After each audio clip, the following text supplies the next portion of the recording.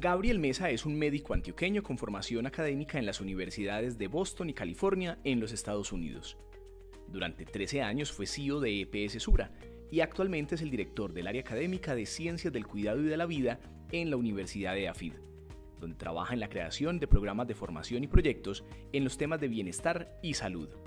Para hablar del presente y futuro de la salud en nuestra región, Gabriel Mesa es el invitado de hoy en Conversaciones Pro, la Antioquia que soñamos.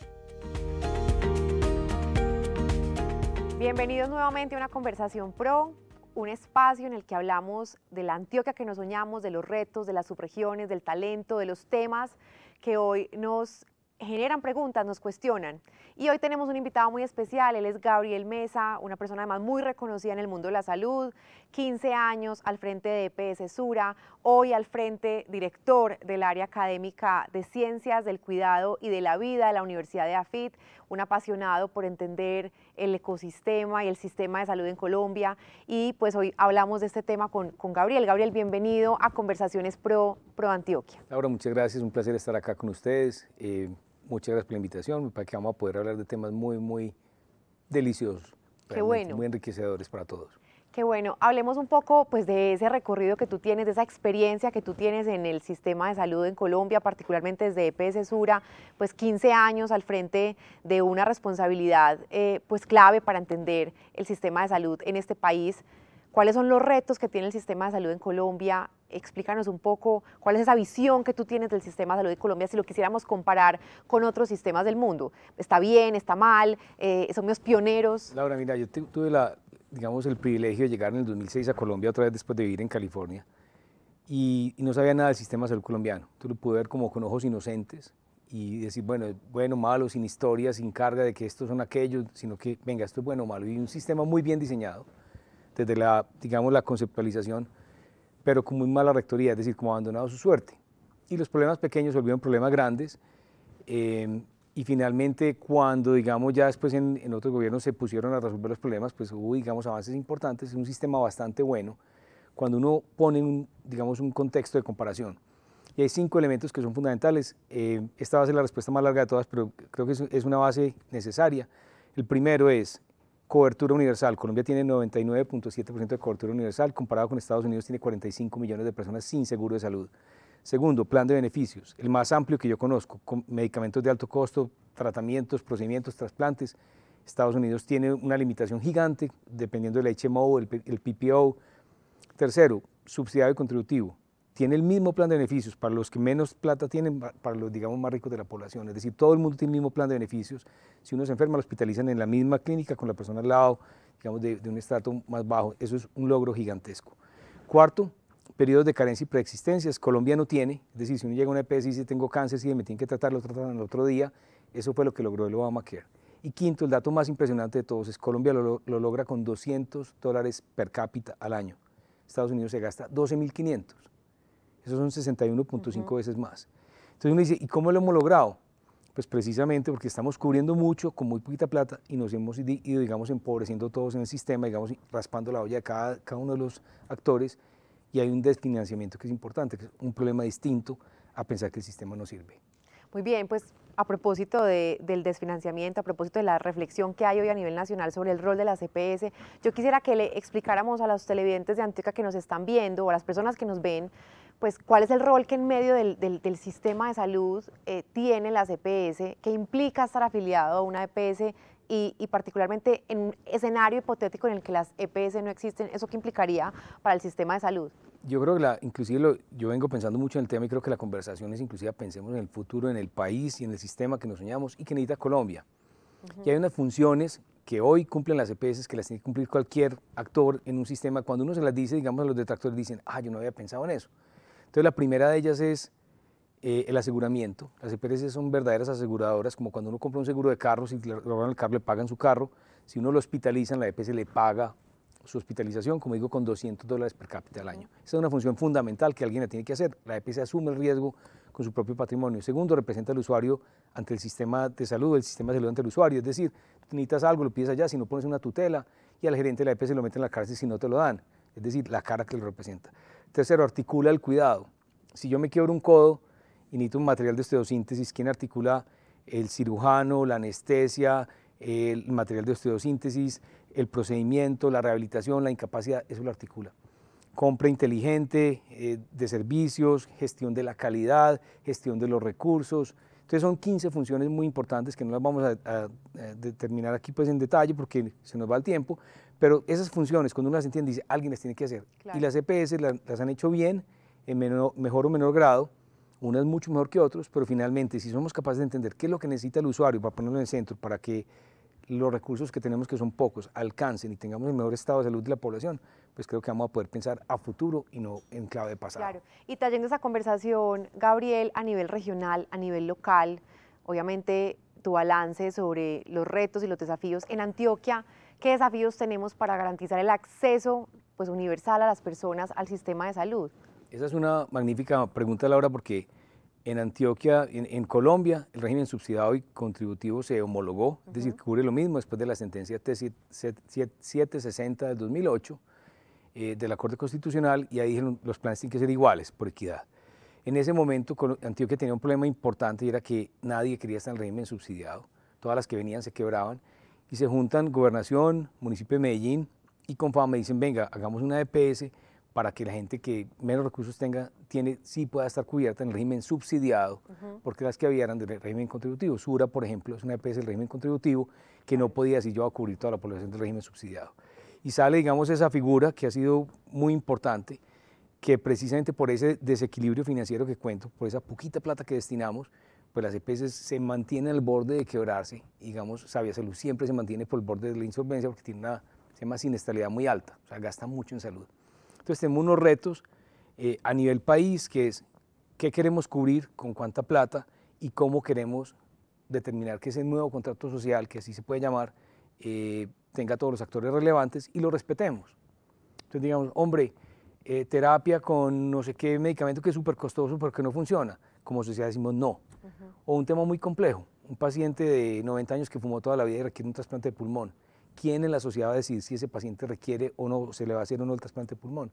No puede ser la aseguradora, tiene que ser la sociedad que diga, si usted no se cuidó, como sociedad determinamos que no nos vamos a gastar los recursos en eso porque usted mismo fue quien determinó su destino. Entonces son conversaciones muy complejas que vamos a tener que abordar, que no es simplemente decir se acaban o no se acaban las EPS. ¿Qué aprendimos de la pandemia? Es decir, la pandemia fue especialmente una época o un momento coyuntural que permitió que el sector público, el sector privado nos uniéramos. Las empresas de ProAntioquia, por ejemplo, sumaron en tratar de responder a ese momento de la región, pero por supuesto el liderazgo de las instituciones de salud y del sistema en general fue fundamental. ¿Qué grandes lecciones para ti, desde tu mirada, dejó la pandemia en función de volvernos a preparar para situaciones similares y cómo tendríamos que organizarnos o cómo tendríamos que pensar esas lecciones aprendidas a futuro? Ahora estoy convencido que la forma como respondimos a la pandemia determinará quiénes somos por los próximos 5 a 10 años como personas, como familias, como comunidades, como país, como ciudad. Y yo me siento orgulloso de lo que pasó en Colombia, lo que pasó en Medellín, de lo que pasó con Sura en particular, por ejemplo. Y hay aprendizajes importantes, y yo creo que uno de ellos, pues 8 de diciembre, primer caso en Wuhan, yo estuve en Bogotá el 5 de marzo del 2020, Fernando Ruiz con los viceministros diciendo, hombre, esto es una pandemia, no sabemos cuándo llega el primer caso a Colombia, llegó al otro día, 6 de marzo, una señora que llegó de Italia, y ahí, digamos, nos cambió el mundo, ¿se acuerdan? Se cerró pues todo más o menos el 15, 16 de marzo, y ahí pues todos encerrados, y no entendíamos qué iba a pasar. Y fue un momento, yo siento que de mucho miedo y un momento de decir, bueno, entonces, ¿qué tenemos que hacer? Tenemos que liderar entre todos. Y si no es entre todos, no vamos a ser capaces de salir adelante de esto. Entonces, primer aprendizaje, entre todos podemos. Segundo, es como parar, observar, utilizar la ciencia como, digamos, la fuente que nos va a informar qué está pasando. Tercero, valorar lo que tenemos. Vi una frase en estos días que me pareció muy bonita que decía, éramos felices y no nos dimos cuenta. Y es que a veces estamos con la familia celebrando el cumpleaños del papá y decimos, no, pues hoy estoy muy ocupado, pero el año entrante lo celebramos. No, no es que es hoy, porque es que puede que no haya año entrante. Y un concepto que aprendí esta semana viendo un video de estos de BBVA, Ichigo Ichie, que es una vez, una oportunidad. Es decir, esta oportunidad que estamos viviendo hoy, Laura, no, es que esta entrevista no va a salir bien, entonces hagamos otra pasado mañana. No, es que es esta es la que tiene que salir bien porque no, puede que no haya más.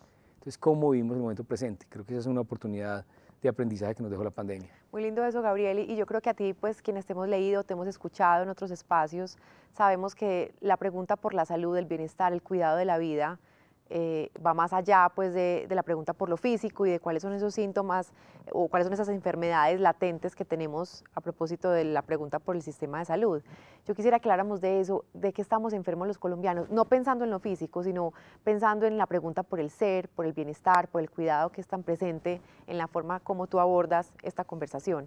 Yo voy a recurrir, yo últimamente estoy pensando en dibujo, antes lo hacía en PowerPoint, ya luego prefiero hacerlo en dibujo. A mano, lo pintas además. Sí, porque además me permite contar historias y básicamente pues esta es una visión de lo que será el sistema de salud, pues digamos que tenemos que, como humanidad que tenemos hoy, y pasa de la salud 1.0 en 1800 a la salud 5.0 en el 2020 con el metaverso y con la profunda integración de todo lo que estamos viviendo, pero básicamente aquí en este lado se ve que hay 4 dimensiones: física, mental, emocional y espiritual, y todo esto para decir que estamos viviendo un momento de la humanidad absolutamente interesante y emocionante, y que estamos en un cambio de era, de la era industrial a la era del conocimiento. Un libro de un venture capital alemán que se llama Albert Wenger, que se llama El mundo después del capital, y este tipo dice eso, dice, oigan, estamos en un cambio de era, donde lo más importante es precisamente la capacidad de atención en esta era del conocimiento. Estamos tan dispersos, con tantas tensiones, intentando estar en Instagram y en Twitter y en Facebook, y el noticiero de las 12 y el de la 1, y después con los amigos, y después en la casa, y después en el trabajo, que nos sentimos agotados. Y yo creo Agobiados, que claro. agobiados. Y se habla del mundo, pues si lo has oído, el mundo VICA, que es volátil, incierto, complejo y ambiguo, y el mundo FANI, que es frágil, ansioso, no lineal e incomprensible. Y eso es lo que estamos viviendo hoy, pero depende de nosotros ser capaces de centrarnos, de parar, de entender qué nos aporta y qué nos destruye. Entonces, si todo el día yo tengo, digamos, esa necesidad de dopamina viendo Instagram a cada minuto, pues quizás estoy perdiendo la capacidad de estar tranquilo, de estar feliz. Yo creo que tenemos un tema de salud mental complejo, pero creo que tenemos más herramientas que nunca de resolverlo. Y creo que todos tenemos que volvernos expertos en salud mental propia y de otros, y que todos nos tenemos que volver cuidadores.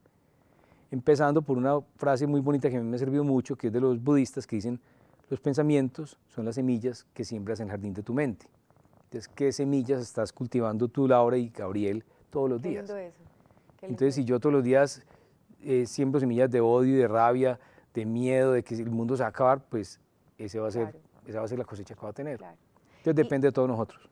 Y llevemos eso al sistema de salud. Tú has dicho en otras oportunidades que hay que poner al ser humano en el centro cuando hablamos de la salud, cuando hablamos del cuidado, cuando hablamos del bienestar.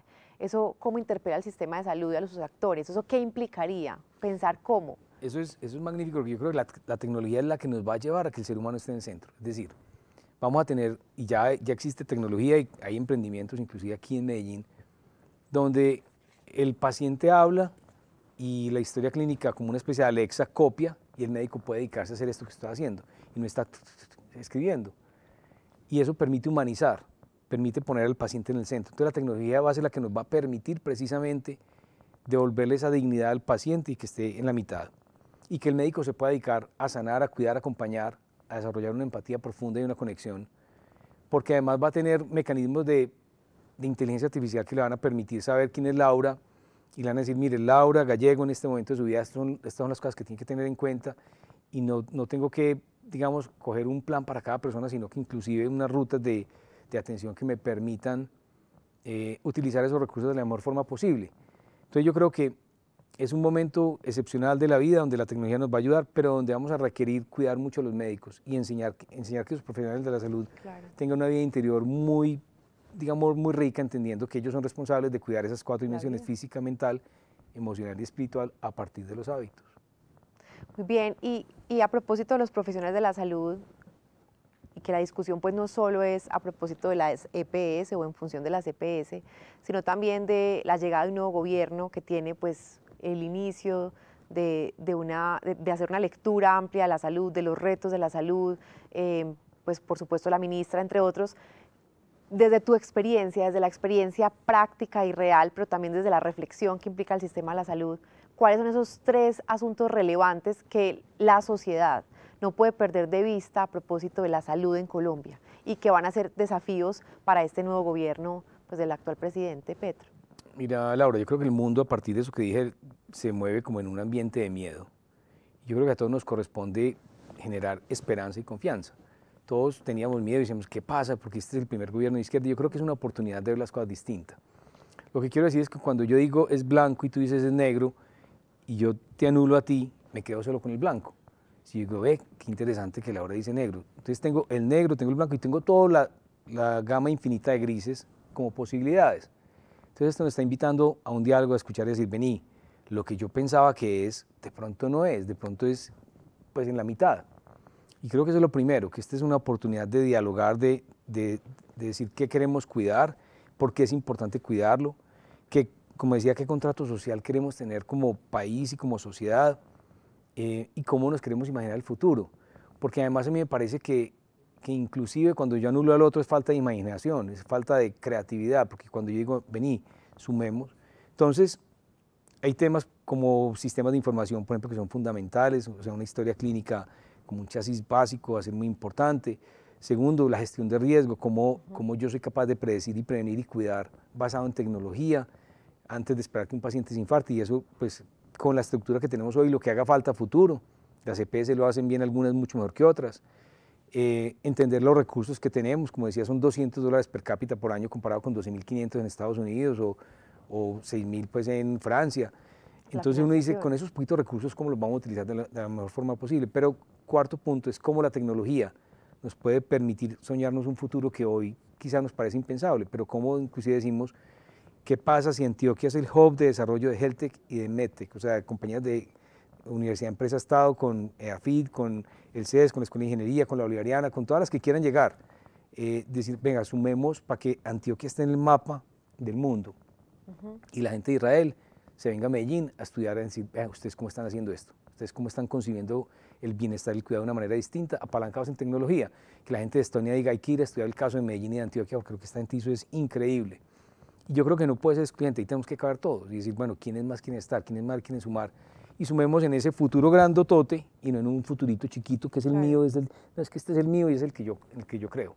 Yo creo que quienes nos hemos acercado a la pregunta por la salud y quienes hemos tratado de entender el sistema, sabemos que hay un reconocimiento pues, latente del sistema de salud colombiano, de sus capacidades, de su tecnología, obviamente muchas cosas por mejorar, de sus profesionales, cómo proteger también ese modelo, cómo obviamente mejorarlo, hay muchas cosas por mejorar, pero cómo protegerlo y cómo involucrar a otros actores de la sociedad. ¿Qué otros actores tenemos que interpelar? Tú lo acabas de decir, emprendedores que se metan a entender los retos de la salud y que a través de la tecnología, la innovación, la disrupción puedan ayudar a mejorar cómo intervenir los problemas de la salud. ¿Qué otros actores son fundamentales para proteger ese modelo y para mejorar ese modelo o ese ecosistema de salud que tenemos hoy en el país? Yo creo que ahí sigue siendo urgente algo que dije ahorita, que quiero repetir, y es que nosotros hemos evitado tener esas conversaciones difíciles, decir qué vamos a cubrir y cómo.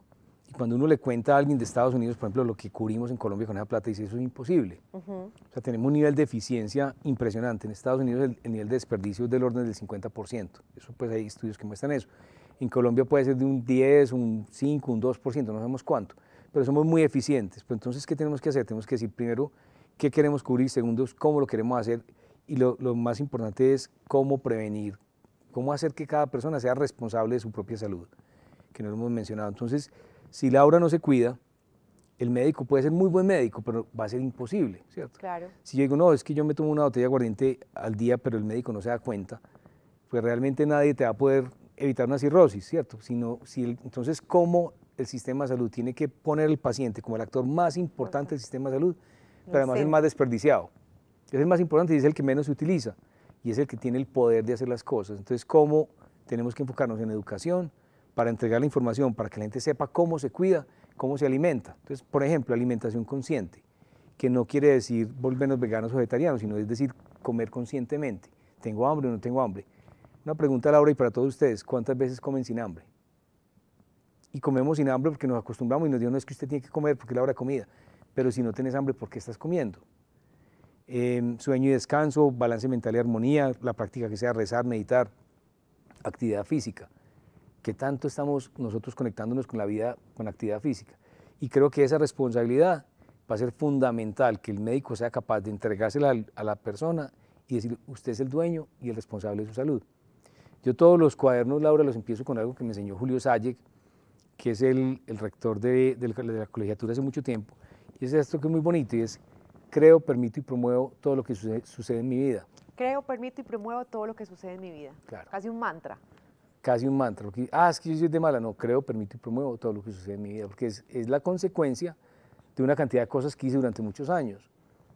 Y pues yo, por ejemplo, me puse la meta de vivir 103 años, y eso la gente cree que es charlando, pero yo lo digo en serio, porque eso implica un estilo de vida. O sea, Claro. ¿yo qué tengo que hacer para vivir Lo acabo de anotar. 48 años más, ¿cierto? Al 2070. O sea, ¿yo qué tengo que hacer para llegar allá bien? Y además digo, yo voy a correr la última maratón a los 100 años. ¿Qué tengo que hacer para que eso pase? O sea, ¿cómo me tengo que cuidar? ¿Cómo tengo que ser responsable en mi propio cuerpo para que eso pueda suceder? Gabriel, y yo quiero pasar a eso que tú mencionabas ahorita, la educación, porque hoy tienes un reto aún más bello, aún más, digamos, desafiante, yo que he estado en la academia también, y es acompañar a la Universidad de Dafit y acompañar en esta región pues a una institución y a varias instituciones en pensar pues las ciencias del cuidado y de la vida. ¿Eso qué ha implicado para ti? ¿Qué retos tenemos en Antioquia para pensar una mejor educación orientada a entender el cuidado y la vida? ¿Y qué estás haciendo? ¿Qué avances ha habido alrededor de este nuevo reto que hay en tu vida? Es muy bonito el reto, porque de hecho lo que hemos conversado al interior de la universidad es, queremos un sistema de salud que conciba al ser humano 4 dimensiones: física, mental, emocional y espiritual, y que el bienestar depende de los hábitos, y que los médicos se sepan cuidar a sí mismos para poder cuidar a otros. Cuando yo estudié medicina, los médicos nos intentábamos autodestruir en las fiestas y en todo, porque teníamos como ese concepto, un concepto muy extraño que tiene que cambiar. Y es que la medicina tiene que ser amorosa, tiene que ser la celebración del milagro de la vida, tiene que ser como esa participación de mirar por un huequito lo que pasa dentro del cuerpo humano, la posibilidad de sanar. Y que aprendan las ciencias básicas conectadas con tecnología de la cuarta revolución. Entonces, que aprendan bioquímica con biología artificial y genética, y anatomía con impresión 3D y robótica, y que aprendan fisiología con Big Data, analítica, para entender pues todas las variables del cuerpo. Y en las clínicas, que aprendan que hay muchas formas de sanar más allá de la medicina convencional, de medicina integrativa, funcional, inclusive medicina ayurveda, y que hipertensión sea antihipertensivo, no, hipertensión, entender por qué sos hipertenso, y por qué sos diabético, cómo estás viviendo, y que esos médicos tengan unos caminos, que puedan ser médicos empresarios y emprendedores de estas tecnologías, que puedan ser médicos de hábitos de vida, que puedan ser médicos clínicos, quiero ser urólogo o ginecobstetra, y que esto sea open source, es decir, que compartamos este conocimiento con todo el ecosistema de aprendizaje de Medellín y de Antioquia, e invitar a que creemos ese gran ecosistema de emprendimiento y de conocimiento, de publicación y demás entre todas las universidades, que en eso estamos. Muy bien. Y yo quiero hacerte una pregunta todavía pues personal o más personal. ¿Cómo? Entonces tú has trabajado en la salud, has trabajado en la educación, pero también sabemos que tienes una pasión especial por el arte. ¿Cómo has combinado esos tres asuntos en tu vida y en el trabajo y en la forma en la que hoy pues también participas de AFID en los temas de cuidado y ciencias del cuidado y de la vida? Esa es una pregunta que me gusta mucho, porque yo llegué a pensar que tenía que renunciar a uno o a otro. Y hoy me di cuenta que mientras mejor hago una cosa, mejor hago la otra. Y que, por ejemplo, estos dibujos que me permiten ilustrar un tema como el futuro de la visión de la medicina o el currículum de psicología o de medicina, se relaciona precisamente con esa capacidad de conectar, yo creo que las distintas partes del cerebro. Entonces la invitación a todos los que nos están viendo es que no piensen que no es que yo soy gerente, entonces tengo que renunciar a la música. Es que mientras mejor pianista seas, mejor gerente vas a ser, ¿cierto? Y yo creo que es algo que yo he intentado hacer, que no siempre lo hago, porque es todos los días, aunque sea un minuto pintando, todos los días, aunque sea un minutico. Y finalmente sin prisa, pero sin pausa, ir avanzando todos los días, una cosita. A veces pueden ser 2 horas, a veces puede ser un minuto. Bueno, entonces cierro con, y además eso nos explica también pues la importancia tuya de pintar en papel y con color, pues lo que estás haciendo en EAFID y lo que implica reflexionar sobre el ser humano en el centro del sistema de salud. Quiero cerrar contigo una pregunta, y es, ¿cuál es la Antioquia que se sueña Gabriel Mesa? La Antioquia que yo me sueño es la Antioquia por la que yo me volví hace 16 años a vivir acá, porque quería que mis hijos crecieran en Antioquia. Yo tengo 3 hijos y una esposa, pues, y entonces dijimos, hombre, queremos que las raíces estén acá, donde la gente, lo que yo intuí cuando vivía allá es que aquí la gente te hace feliz y las cosas te ayudan a ser feliz.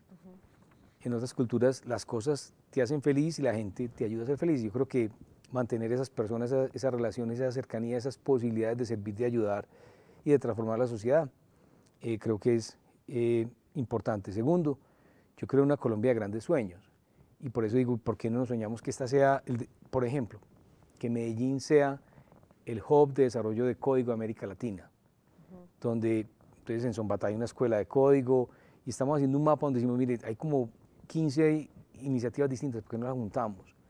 ¿Y por qué no cogemos las mujeres de la UAMFE que se están entrenando en el CESDE en código y lo juntamos con esto otro y con esto otro y con los empleadores y somos capaces de formar 200.000 profesionales de código, por ejemplo? ¿Por qué no entonces decimos, imaginémonos a Medellín y Antioquia como el hub de HealthTech y de WellTech en los próximos 10 años? ¿Y qué tenemos que hacer para que eso pase? Claro. Y ahí es donde entonces ya los individualismos no son importantes, porque es que no, es que yo quiero mi pedacito, no es que tu pedacito va a ser mucho más grande, porque todo va a ser mucho más grande y va a ser mucho mejor. Entonces, una Antioquia de sueños grandes, una Antioquia que pase la página de dolor que vivimos, de tanto tiempo de violencia, donde matar no sea una cosa absurda, porque sea falta de creatividad, donde yo mate al otro porque no soy capaz de conversar con él, sino venga, ¿qué puedo aprender de él? Entonces, donde todos quepamos, donde todos podamos conversar y donde todos nos respetemos. Pues muy inspirador, Gabriel, muchas gracias por estar aquí con nosotros en Conversaciones Pro y por aceptar esta invitación. Laura, muchas gracias a todos, un placer estar aquí echando rulo. Será un programa antes, ¿cierto? Sí, será un programa antes, pero pues además muy inspirador, insisto, es por la concepción amplia que tienes de entender el cuidado de la vida, el bienestar y la responsabilidad que está en uno además. Creo que me llevo ahí un par de notas muy importantes. Agradecerle a las personas que nos ven, que ven Conversaciones Pro y volverlos a invitar a seguir estas conversaciones a través de las redes de Pro Antioquia cada semana, donde tenemos invitados que nos ayudan a pensar, a tener perspectiva y a ver cómo empezamos y cómo seguimos construyendo la Antioquia que nos soñamos. Muchas gracias por estar conectados con Conversaciones Pro.